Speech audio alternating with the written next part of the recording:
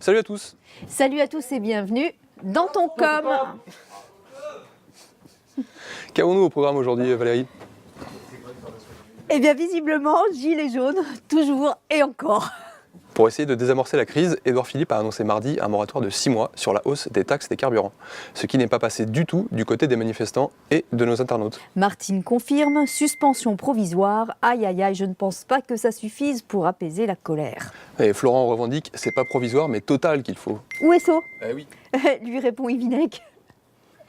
Allez, on continue dans l'essence avec Chantal, la bien nommée Citerne, qui nous dit pas d'hausse en janvier, mais le double en mars. Et Céline, qui a l'air de partager l'avis de Chantal, trouve aussi que ce moratoire a du mal à passer puisqu'elle demande provisoire et la vaseline, c'est cadeau. Oui, alors devant l'impression, l'Elysée a finalement annoncé qu'il n'y aurait pas de hausse des taxes sur le carburant en 2019. Mon petit doigt me dit que ça va pas encore suffire. C'est possible. Mais figurez-vous qu'on peut déjà faire des économies dans le Puy-de-Dôme, car près de la totalité des radars de vitesse fixe, 21 sur 22, sont hors d'usage. Enfin, ça, tu devrais pas le payer si tu roules doucement. Oui. Enfin bref, cette info vous ravit quand même et vous avez déjà une petite pensée pour le 22e à l'image de Bruno. On pourrait décorer le 22e pour Noël, guirlandes et petites boules. Et Sylvain demande d'ailleurs, la vraie question, c'est quel est le 22e, s'il vous plaît? Alors Sylvain, on va laisser Amandine vous répondre car elle a lu l'article. Ils disent que c'est celui à l'entrée de Roya. Guillaume, lui, nous pose une bonne question. La montagne, serait-il possible d'avoir les statistiques de morts sur la route pendant la période où les radars sont HS, histoire de savoir si cela a un véritable impact? Et toi, pro des chiffres, t'as la réponse. Eh bien non, Guillaume.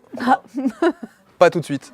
Les statistiques précises de la mortalité routière ne sont communiquées qu'une fois par an, et il faudra attendre encore plusieurs mois avant de les avoir. Et Philippe, lui aussi, se pose une question.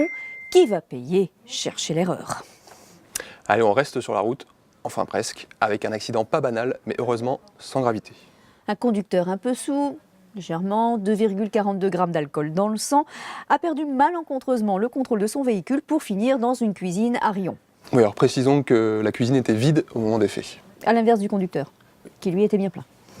Alors Olivier a une petite idée des circonstances de cet accident.